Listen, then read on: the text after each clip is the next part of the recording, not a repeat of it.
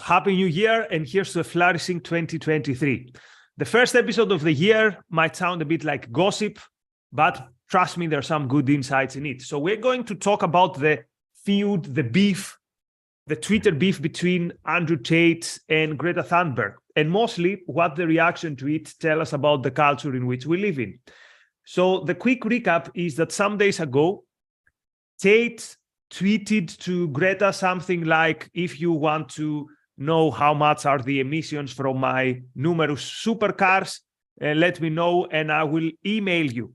And then Greta, or the person running Greta's Twitter, wrote, please provide your email address so I can send a complete... Oh, no, sorry, that was Tate tweet. So then Greta replies, yes, please do enlighten me. Email me at smalldickenergy@getalife.com. Now, I'm not going to lie to you. I found this funny, and I found this a good Twitter own. What I find very interesting, though, is that this tweet got 3.5 million likes, and it's one of the most liked tweets that I've ever seen on Twitter. Soon after that, Tate, with his brother, they were arrested in Romania, and there was some rumor that this had to do with the pizza. So after that, after Greta's own, Tate did a short clip replying to her, and he had some pizza boxes, and allegedly the police found his address from the pizza boxes and they traced him. Now, I don't think that the police needed that to know where Tate is. He's a guy who posts many times every day, sometimes from public locations. But with Tate's arrest, this beef became even more prominent as news. So that's the overall story. So many things to say. Again, I found Greta's reply funny, but it's interesting that Greta's reply, the funny thing is that she mocks Tate's, or she claims that Tate has a small thing. So again, her reply was, okay, then email me at smalldickenergy@getalife.com. So find it interesting how saying to someone that you have either small dick or small dick energy is considered so funny by millions of people, whereas any comment like that addressed to a woman would be considered body shaming. But anyway, that's the time that we live in. So, Mark, the story here was that on the one side, we have the force of evil, Tate, someone who is a misogynist, someone who's a bad influence for men. On the other side, we had a person who is selflessly fighting a good cause. And many people replied that this was the best tweet in history. And it even made the Greek news. I had no idea that Greeks knew who Tate was, but you could find in random progressive Greek journalists posting something like Greta Thunberg destroyed Tate for eternity, and then they reported on that. So first comments, I have many things to say, but let's hear first, what is your first reaction to all this?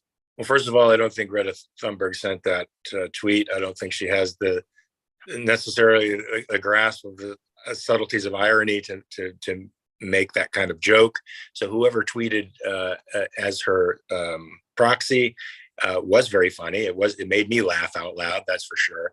But we're definitely faced with that false dichotomy in this relationship here. We've got a guy who's toxically masculine, quote unquote. I mean, I hate to use that term, but it's a false sense of masculinity, a false sense of what it is to be a man, following superficial values and his material status is some sort of indicator to his potency, and the self-sacrificer who wants nothing material in the world but only for the world to exist for its own sake. So it's an interesting thing to see these two false dynamics play out against each other, and I think people are people don't like Andrew Tate's arrogance and his I would call it hubris, right? And his stupidity in his equation of masculinity with simple aggression and acquiring material things and living on a very superficial level, a very unthought out life. And he seems to be thriving as a result of that. And people like to see people like that knocked down a little bit. And Greta knocked him down a little bit, or Greta's writer knocked him down a little bit. Okay, so I'll be a bit controversial here, and I'll say that from these two, I don't even consider them equal in terms of equally bad. I think that Greta is worse than Tate, and I will explain. So Tate is someone who has an appeal to some people for some reasons, and usually people say he's a face. It's for boys who are young and they don't have masculine models and all that stuff. Greta has an audience of billions. Greta is someone who is invited in parliaments. Greta is someone who's invited at the top fora. And Greta is the person, and not is the personification of the ideas to which industrialists and politicians cave and say, excuse me for our existence. So maybe Greta is a sweet person. I don't know. Her ideas, I think, are way, way, way more dangerous than Tate's ideas. And I find it very disheartening that there's this consensus that this is a battle between good and evil. Tate can be harmful to himself, first and foremost, because he has some ideas which I think are self-destructive. We can discuss this. He can be a bad influence to very few people who are going to take him seriously. I think most people who consume his material, they consume it because he's funny. And don't come at me. You can be a bad person or immoral or whatever and still be funny. So there's no question to me that Tate has some entertainment value. And I think this is why most people engage with his material. They don't engage with it to learn about women or even to get an idea about intergender dynamics, which is not the case with Greta. Most people engage with Greta seriously. So let me put it out there that from the two, I consider Greta the biggest danger. And again, the uncritical support that she has. The uncritical support that she has for saying things that shouldn't stand to any scrutiny, saying things that are clearly false. So her apocalyptic vision, even if you are someone like myself, who I believe that climate change is a challenge and climate change is a problem and will be a problem, her view doesn't offer anything. Her view doesn't offer much to the discussion. I still think that Tate is a problem to himself and maybe to a few people. Greta is a problem to the existence of society as we know it. So let me put this out. So anything I say which might sound sympathetic to Tate, it's not that it's sympathetic to Tate. It's mostly that from the two, to me, Greta is the biggest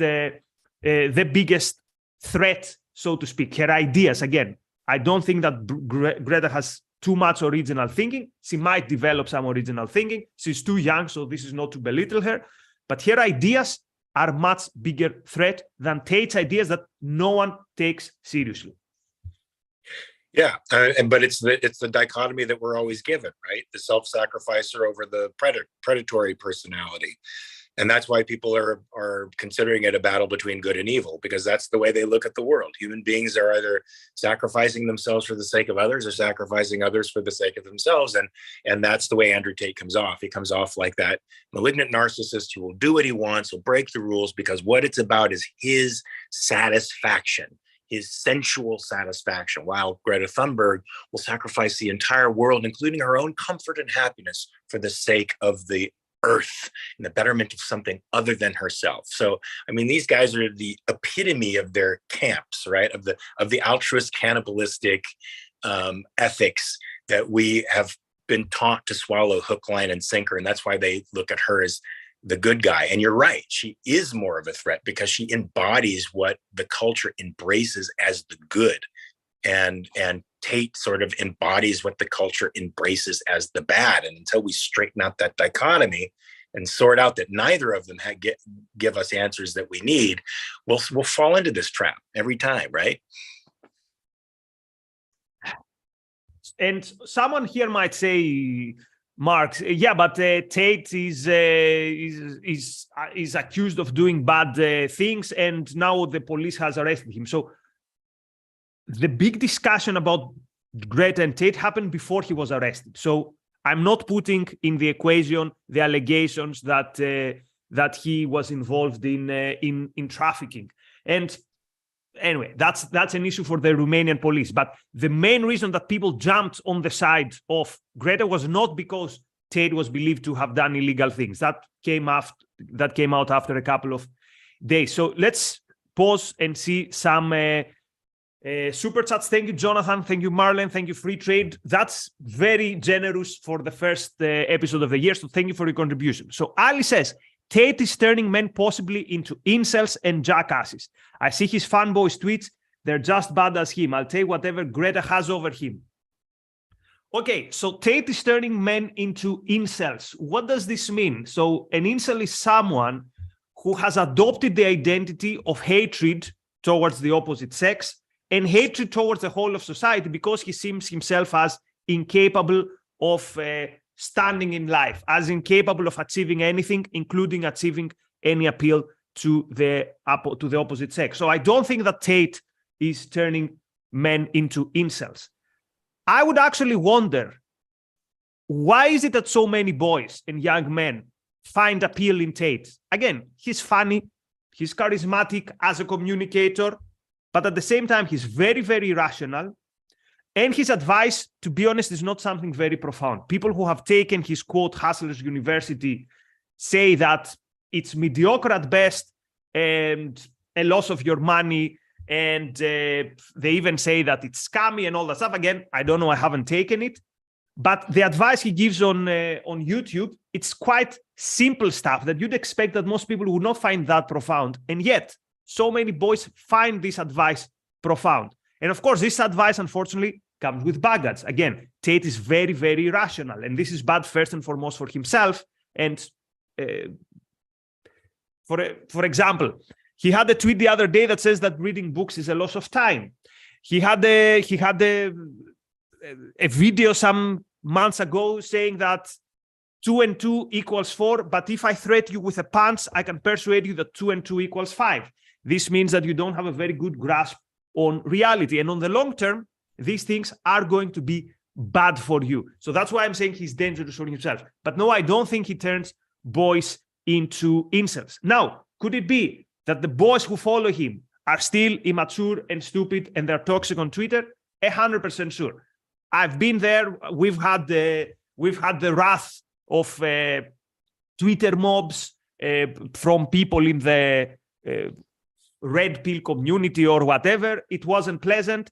But again, I don't think I should blame Tate for whatever his followers do. I only blame him first and foremost for his irrationality and how he is hurting, first of all, himself with that. So, Mark, what do you think about what our friend says? Is it that Tate is turning boys into jackasses? Well, I mean, I think his popularity is indicative of something really toxic and sick in our culture, and that's the absence of men in many young men's lives. And so they'll turn to anyone. They'll turn to other men for mentorship almost intuitively. And if this is the type of guy that's being offered by the culture as a steward for their masculinity, then they'll turn to him. Look, I mean, he obviously is a Nietzschean type of guy. He is thinks that the will to power, the Zarathustra way of looking at the world is the right way, and young men are enamored of his success, the money that he's made. He's a good fighter, so he was successful in that realm, and they equate or they conflate that success with his personal code, which is more like a Nietzschean code of following your impulses and not letting anything stand in your way, and having that will to power and smashing through obstacles. Hey, guys who have grown up without men in their lives worship power like that. They have to. They feel tremendously insecure and adrift. And the only way they can get a sense of control over the world is by the use of physical force over others. It's the gang members mentality. So yeah, it's indicative of something pretty sad in our society, to be honest with you, because the guy's about an inch deep. And some people said, well, how can you say that men lack role models when all our politicians and all the people in positions of power are men? Yes, but Tate also has something else, which is he's unapologetic about being strong, about being successful. So even if Tate was not irrational, was not misogynistic, was not all the things that people don't like about him. And again, I leave aside the criminal allegations. These remain to be proved. Even then, people in the vast majority of society, I think, would hate him because they don't like this arrogance and they don't like this sense of cockiness and self-confidence. Now, the problem is that with Tate's self-confidence has to be based on a rational code of how you view life. And the problem with Tate is, at least according to my view, he would say, who are you to talk? I have 10 supercars, you drive a used Volkswagen, whatever. I think his view is second-handed. Here's why. Yeah. Tate brags all the time about his material, and quite often he says things like, when I enter in a bar and in a club, I want everyone to see me and my hose. Now, here's why when it becomes second-handed. When you say, when I enter the club, I want everyone to see me. So why do you need that? You're young, you're powerful, you're a kickboxing champion, you're successful, you're rich. Why do you need why do you need the admiration or the fear of others? So hoping I'm not committing much hubris, he reminds me a bit of a Gail Wynand, someone who could have been great, because again, you don't become rich and you don't become a kickboxing champion without putting effort, without putting dedication, but because of the bad code, because of the bad ideas, because of the, for a lack of a better word, toxic ideas, you end up a victim of yourself. And of course, you also victimize others on the way because you see life as a zero-sum game. Although, again, people who know him say that he's not like that, but that's his ideas. Right. And like you said before, he's not that much of a threat because his influence won't extend that far in the material world, right? Even if he's guilty of this human trafficking that they claim that he's a party to, this little criminal enterprise, it still affects a very small number of people, whereas Greta Thunberg's ideas are saturating the culture.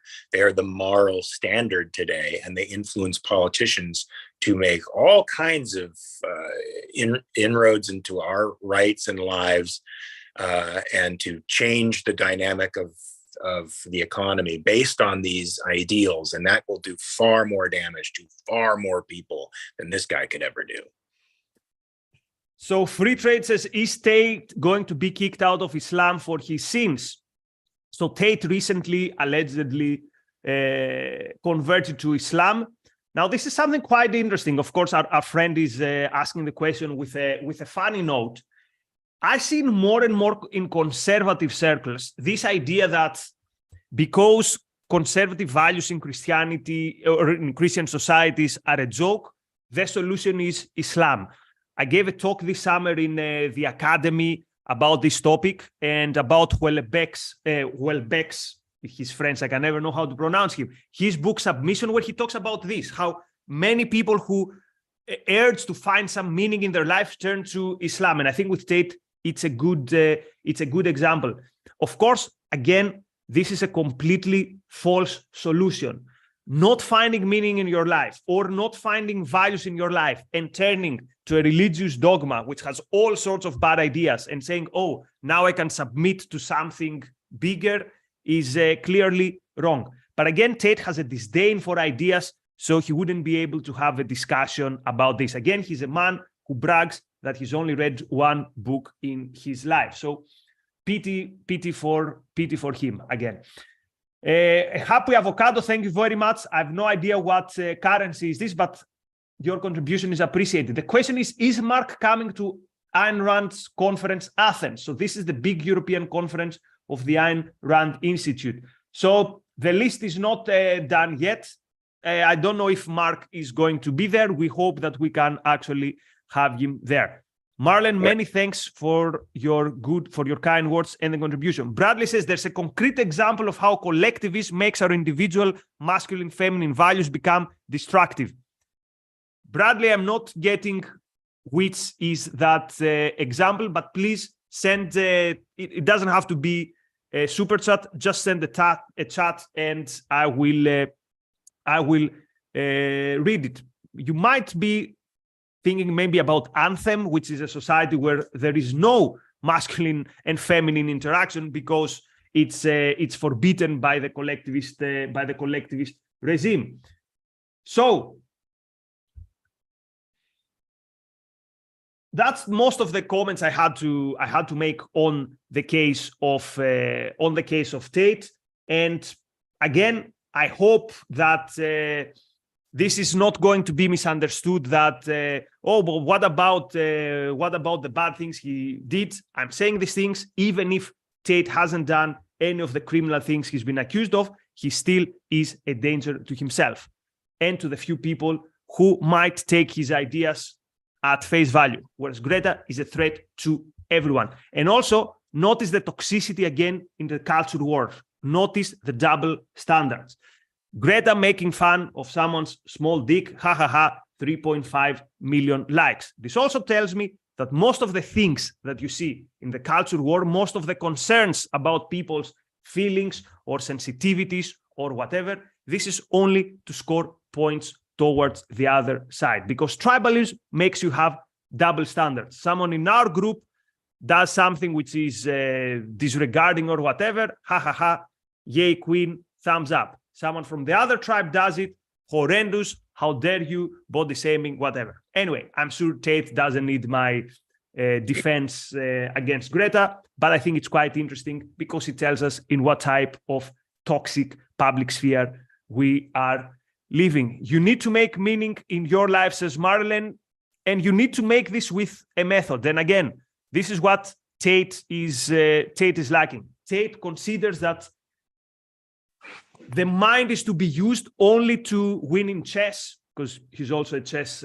player, or to make money somehow. But long-term thinking or having a code in your life which is intellectually arrived to, he would probably consider it that it's only for soy boys. Now, let's see how this turns out for him in his life. Mark, any final words? Well, I just wanted to piggyback on what you said with respect to the hypocrisy of the tribes. One tribe claiming that you shouldn't shame people while reveling in shaming somebody.